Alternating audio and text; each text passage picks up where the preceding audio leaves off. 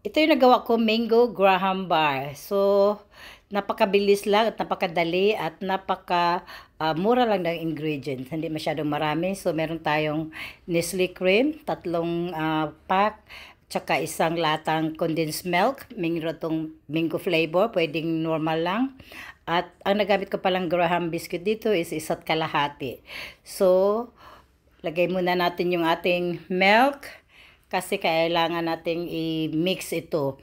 Kung meron pala kayong yung mixer, electric mixer o handheld mixer, basta electric, mas mabilis yun. O. So, kung meron kayo, gamitin nyo yun. Pag wala, okay lang din, mano-mano. So, ayan, paghaluin ko yung isang latang gatas at saka tatlong pack ng ating Nestle cream. Tapos, ibabati ko siya hanggang mag-double yung size niya. Mag-double yung, maging fluffy siya. Mag-double yung size ng cream. Kasi kailangan parang dadami siya, parang mag-fluffy yung cream niya. So, ganun lang, minix ko muna since wala akong ginamitan ko muna yung spatula. Tapos, ito yung manual na, mano-mano na mixer. So, nakakatulong din. So, yun na nga, pag nag-double na yung size niya, ito na, ganito yung consistency niya. So, pwede na nating i-assemble. So, ito yung ating mango. So, depende kung anong dami ng mango gusto nyo. Kung mas gusto nyo maraming mango, pwede din. So, ito, 4 lang yung ginamit kong mango. So, kung meron kayong mango na medyo, kahit malata-lata na, mas matamis yun, ganun. So, yun nga, hihiwain lang natin ng bite size, square. So, alam nyo naman yung paano paghiwa ng mangga. So, kayo nang bahala kung gaano laki ang gusto nyo. So, ayan. Ganito laki lang ang gusto ko. So, para pantay-pantay siya. Tsaka hindi masyadong bulky dito sa ating Tupperware, ay sa ating biscuit. So, ang ginawa ko pala dito is, bago nyo pala gawin to, dapat, ilagay nyo muna ng overnight yung or whole day. Mas the longer, mas mabuti. Yung gatas at saka yung cream, kailangan naka-ref, naka-chilled yun. Oo.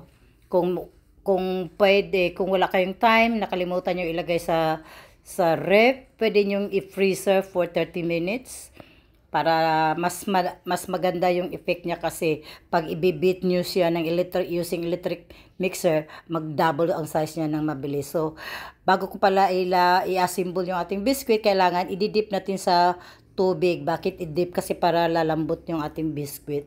O, kasi 'di ba yung graham medyo matigas. O, ayan. So, ganun lang, kabilis. So, ilagay yung graham, tapos ilagay na natin yung cream. So, ginawa ko dito, inubos ko yung isang layer lang to kasi para magiging parang bar talaga siya. So, easy. Mas mabilis, mas madali siyang kainin kasi slice mo lang, tapos is a bite lang, ganun. So, inubos ko na pala ang cream dito at saka ko ilalagay yung lahat na mango. So, ayan lang, dapat pantay yung pagkalagay ng inyong cream, lahat. So, para, medyo makapal-kapal, dapat talaga medyo makapal siya. Kaya kailangan talaga i-mix nyo mabuti yung milk at saka yung cream para mag-double size siya. Yan siya, medyo fluffy na siya. Basta ganyan lang.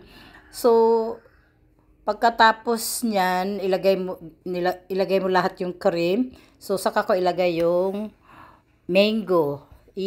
Spread talaga. Kailangan naka-even yung lahat ng ibabaw nalalagyan ng mango. So, tapos medyo ilubog, diin-diin mo paglagay mo nung isang, yung biscuit mamaya. Kasi para yung mango lulubog doon sa medyo gitna. So, para pantay yung biscuit. So, ganyan lang. Papantayin mo yung cream. Di ba? Mabilis lang. Napakadali talaga. Pwede nga itong pang business eh.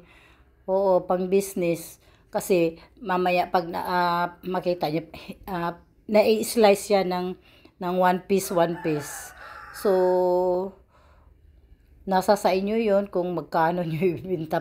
Kwentahin nyo muna kung ano, magkano naging puhunan.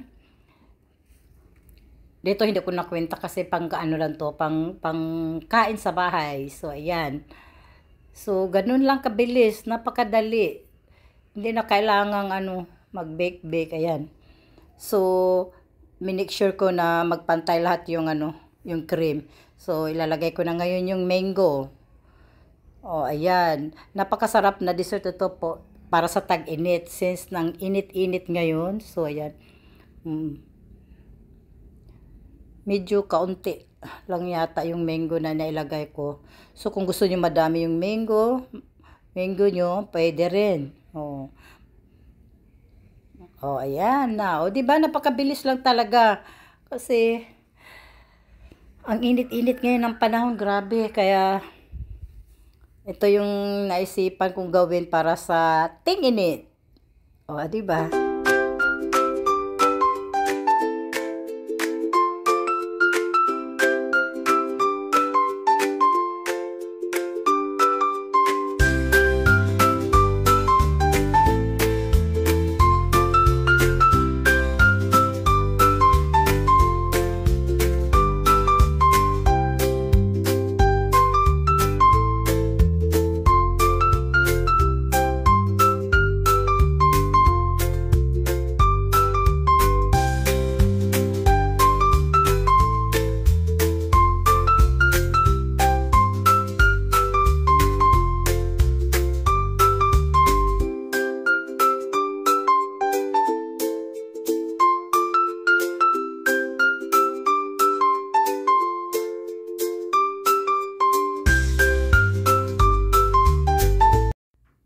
At ito nga, ipapatong na natin yung pag-ibabaw na biscuit na Graham. So, again, isasawsaw sa tubig.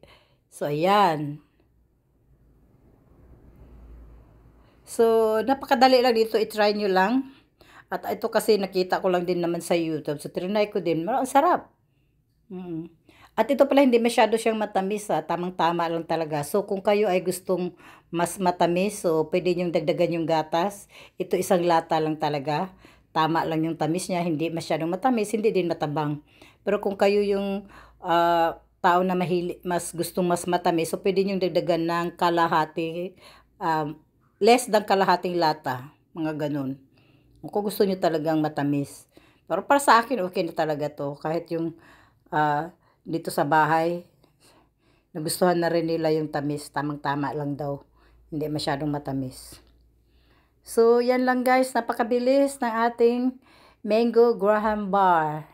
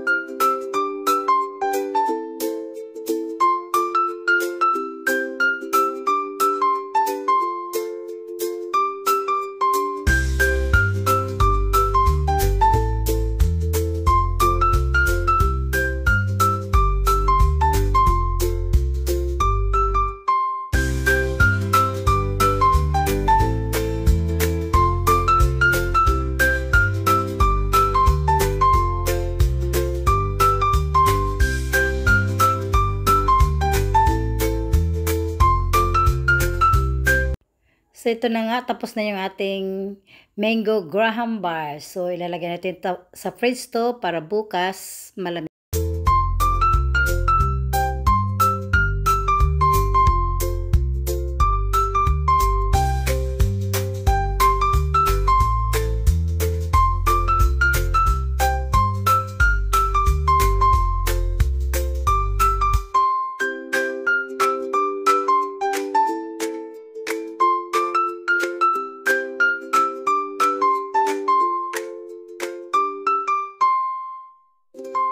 So, ito na yung ating mango graham bar. So, nabawasan na actually ito kanina tinikman namin. Ako, ang sarap, grabe.